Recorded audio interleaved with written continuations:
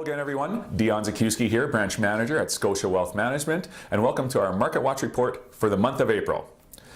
Spring has officially begun, and markets continue to stay warm as well. In our talk today, we're going to look at three items. First, the dynamite first quarter that we saw in 2019. What's going on with our provincial government here in Alberta, and what does it mean for investors? And third, what do we see coming up next? Looking at the first quarter in review, as we know, the end of 2018 was kind of ugly. Markets got beaten up. But since then, the first 3 months of the year have seen things roar right back into shape. And this was due to a few factors. First of all, central banks have kept interest rates as is, which is always a positive. We saw international trade relations improve, particularly with US and China. And also, the general economy and corporations out there are still in growth mode. So this resulted in an impressive rebound from that overselling that we saw at the end of last year.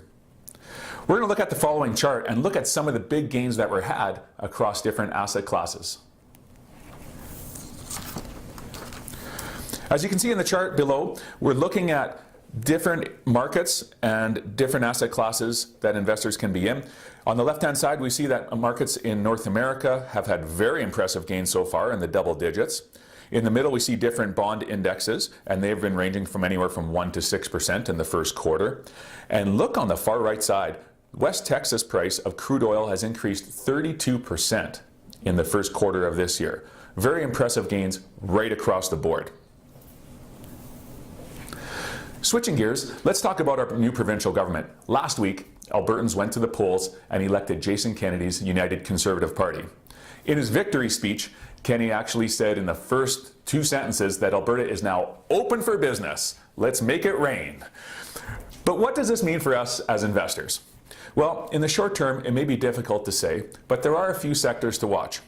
First, obviously, is oil and gas. One of the UCP's big election platforms is they're planning to repeal the carbon tax that the NDP put in and hopefully kickstart the oil and gas sector. Over time, this should benefit the producers out there. Even more direct should be a benefit to pipelines. If our province can get the Trans Mountain Pipe actually approved and built, this will pave the way for other pipe expansion, which is obviously a big boost to producers and pipeline shares alike.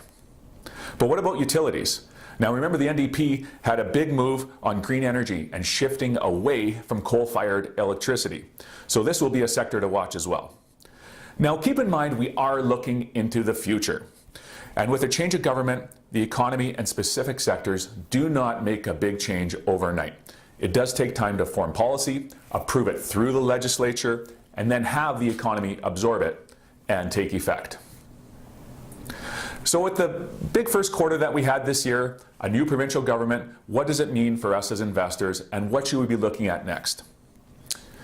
Our team feels that gains should continue as major global economies are still in growth mode. Companies are still growing profits, and any signs of recession still look to be a little ways away. Originally, we thought a recession may happen towards the end of this year, but that's now being pushed into 2020. Our economists here at Scotia actually evaluate about 11 different factors, and it looks like that's going to be down the road a little bit as far as a recession goes. So we still have some green lights. Now, that's not to say that we're going to have profits every single month out there. We know that because of liquidity, there's market values, and we will see some fluctuation over time. But we still feel that we are in a good spot. Now, we are in the late stages of the economic cycle. Remember, we are in expansion mode from that ugly recession that happened in 2008, 2009, which is already 10 years ago. So for that reason, we have to continue to hold positions in alternative types of investments, such as real estate, infrastructure, and private equity.